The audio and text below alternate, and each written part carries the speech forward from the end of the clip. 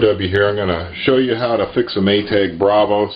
This isn't one of the new Bravos. This is an old Bravos from quite a long time ago, like 2008 or something. And first thing is this, you may not figure out how the heck do I get the top off of it. You push putty knives in about here in between the top, and it just levers back. You're going to want to lean it against something. Obviously, you're going to want the power off, turn your water off, everything.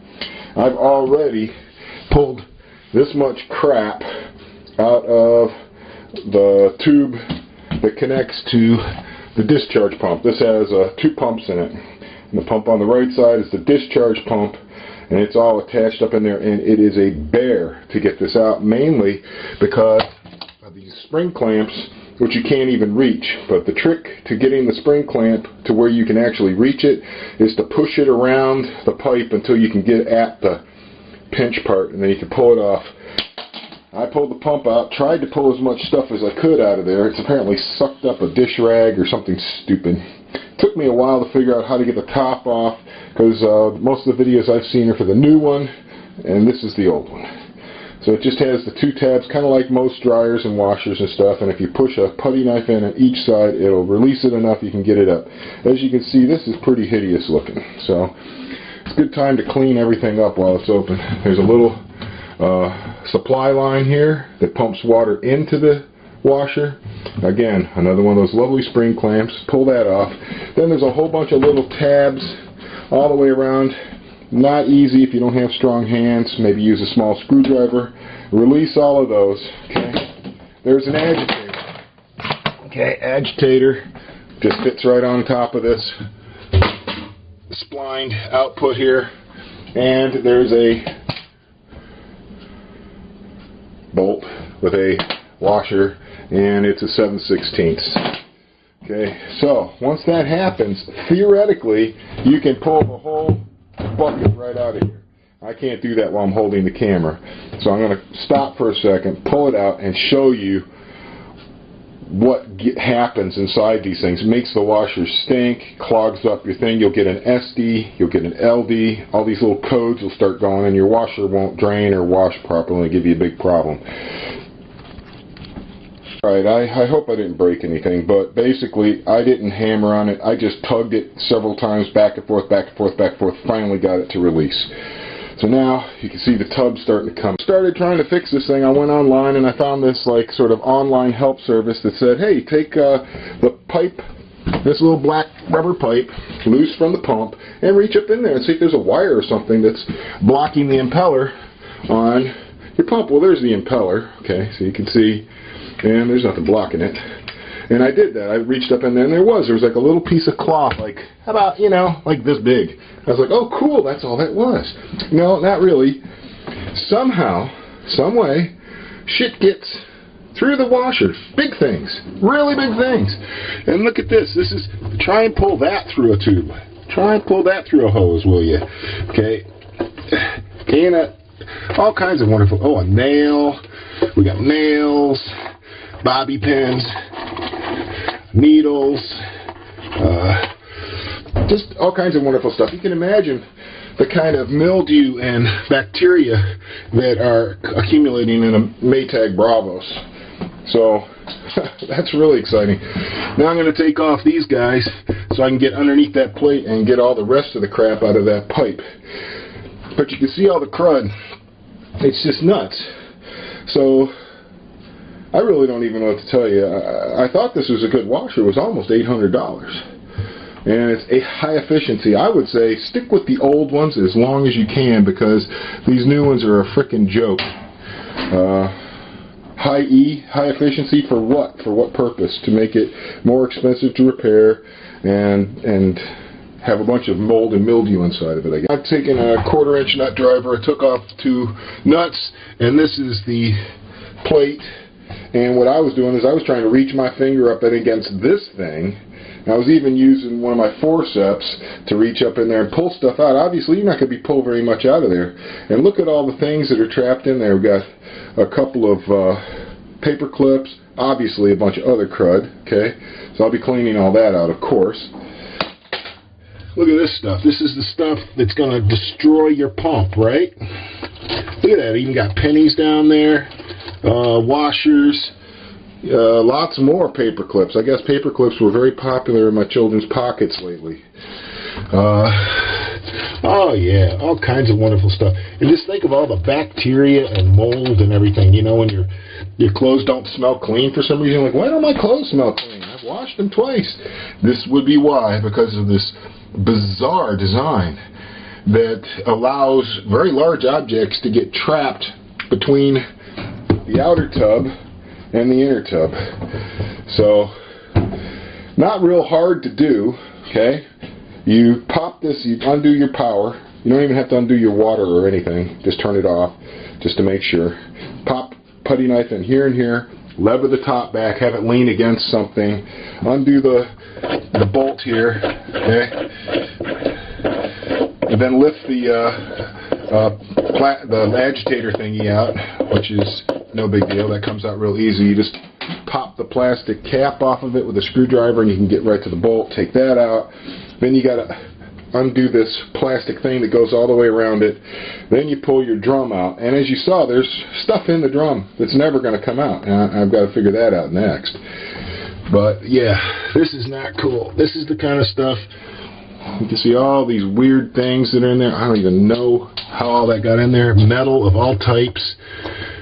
Little pieces of broken metal. Just all kinds of wonderful things in here. That's beautiful. Got this wonderfully designed machine open here that allows crud to just build up inside. I'm hitting it up with the old scrub and bubbles here. I'm going to let that soak for a while. I'm going to get in there with a rag and I'm going to clean out every bit of that brown crud. But now I want to get out there and see what the heck's going on with it. Here it is, the Maytag Bravos drum. And, you know, at first I was freaking out because I heard this liquid in it. You can hear it. Not only is it liquid, it sounds like it's got little particulate matter in it, like little BBs or rocks or something. And I'm like, well, how the heck do you get the water out of this thing? And then it occurred to me, by touching this side and touching this side, okay, this is a perforated drum. There is no connection between this ring and this ring. So these are filled with some kind of fluid and material that apparently helps it self-level. I think that's what it's about. So I was freaking out over nothing, okay? So if you take your drum out and you shake it and you go, oh my God, there's water in it, I got to get it out of there. Don't get it out of there, okay? They've apparently filled it and capped it, and this is some sort of self-leveling mechanism at the top and at the bottom, because I can feel it in the bottom too. But there's no way for that to get into the drum, because the drum is nothing more than almost like a cheese grater. Okay, it's just a perforated metal sleeve with two rings at the top and bottom, so that sound of water inside the drum is nothing to be worried about. It's some sort of self-leveling mechanism. Well, I'm going to go clean up the rest of it and put it together. So you can see that I cleaned it out pretty much. I picked all the frickin' paper clips and all the other junk out of here. Okay, this goes back on before you put your drum in, or you will be going, oops, I'm having to take it all apart again, and that won't be any fun. These are quarter drive nuts. Just tighten them down, not too tight, you don't want to break anything, and then you can just drop the drum back on top, and I'll show you how that works in a second. Just hold it down at the center, my girl. Okay, so here we got the drum going back in, and I'm going to show you how that works here. Back up just a little bit. Okay, I'll get it in there. Now, you may have trouble seeing the output shaft. So shine it down. This is when it helps to have a helper. See? My helper is helping. And then you want to very carefully insert it on there so you don't damage the gasket or whatever it is they've got on the bottom of it. It's going to be a little tricky, perhaps. Okay, I'm just trying to get it so it goes on there. There we go. And then this is a plastic part. Got to be real careful not to damage that. So you want to make sure it's already engaged on the spline before you start pushing it down. And then you should be able to theoretically push it down like that. Okay, and then you can hang in there, girl.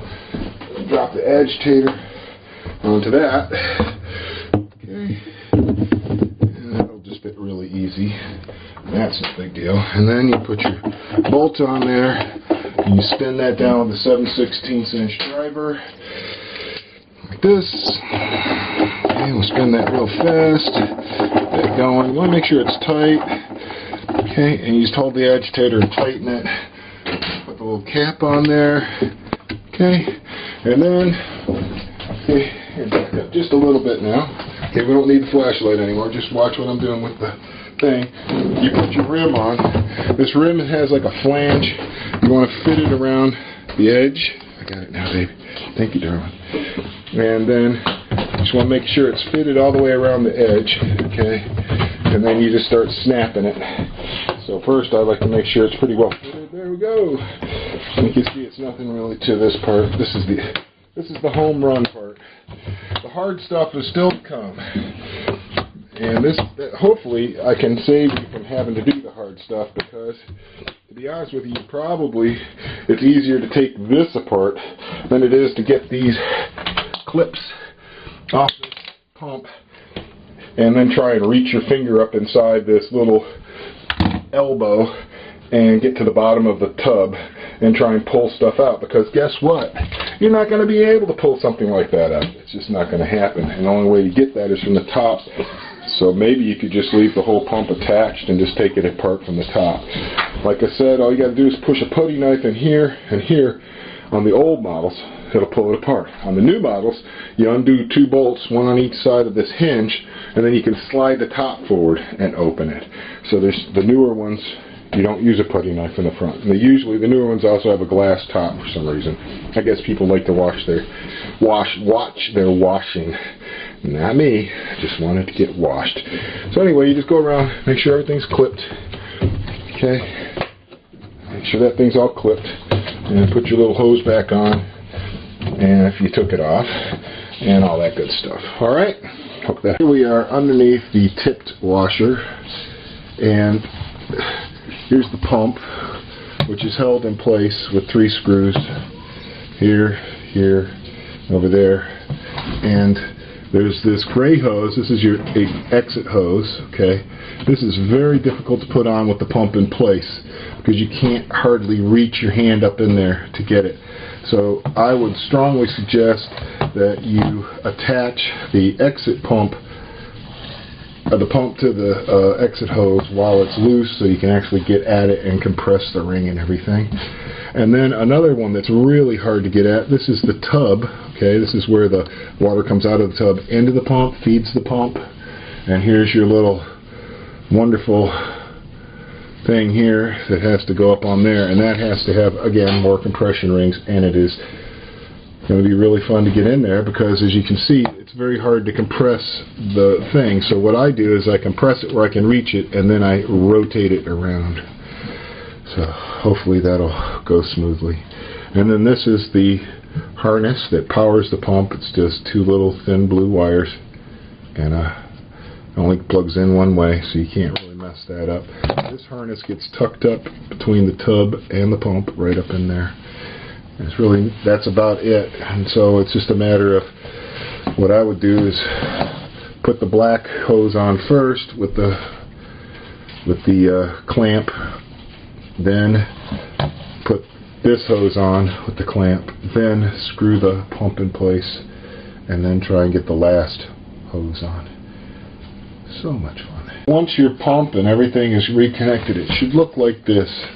You should have your harness plugged in here. There's a little tiny C-clip here that's molded into the pump that holds your wire. There's usually a little piece of tape around the wire right there for anti-chafing.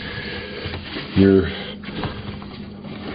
little black elbow hose, just make sure that it's completely over it and it's in the right direction and it's not twisted or kinked, okay, so that it feels like it's got a good firm connection all around and it doesn't feel like the inside of it is messed up, you know, pinched or anything. Like right now I'm just trying to feel if there's anything that I have to do to that. And then of course your exit hose, same thing, clamp. Want to make sure it's all the way over the output, and then that's it. And that's what it should look like. But I honestly don't think that this is the way to go at it. I saw an online thing that said take this off and reach up in there and make sure there's nothing clogging the pump. I'll tell you what, it's a lot easier to take the drum out from the top than it is to mess with all these clamps laying underneath a washer that could potentially, you know, crush you. Got everything hooked back up. You got your supply lines turned back on. You got your output back in your hose. You got your power in. I would suggest doing a rinse and spin, and just to make sure that you don't have a bunch of water running out on the floor. So just hang out for a little while, make sure you don't see some water pooling out from underneath your machine, and you should be good to go. And that's how you fix Maytag Bravos HE washer when it's giving you the SD or LD code. I'm just checking. Of course, there's no water coming out, I thank God, but you know, it says, you know, you're supposed to use this special stuff, you know, you have to buy some special washing machine cleaner, you know, that's bogus. You don't need to do that at all. Just use bleach, because they say, oh, there's all these fancy things in there and you got to worry about it. No, actually there isn't. The reason you have to do that is because of the standing water that's at the bottom of the outside tub, and it's just bogus the way they designed it. So of course it's going to have standing water. It's going to smell horrible. And if you have anything trapped in there, any kind of lint or rags or anything, or an old sock or whatever, yeah, of course, it's going to smell horrible. Likewise, if your washer stops spinning, stops agitating, any of those things happens, what probably happened is, just a second, let's pause this, is that somehow between here and here, okay, a pair of jeans might have even disappeared over the side. I mean, you can lose a huge piece of clothing over the side somehow. I don't know how, but you could.